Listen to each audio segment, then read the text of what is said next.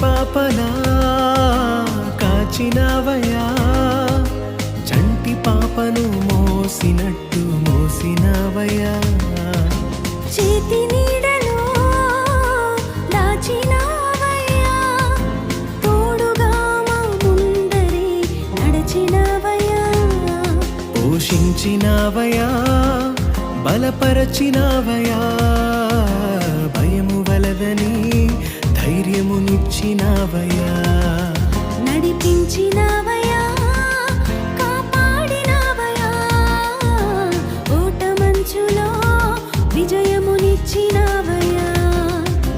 మా తలంపులు కావు నీ తలంపులే, మా జీవితాలలో జరిగించినవయ్యా. మా ఊహలే కాదు నీ ప్రణాళిక,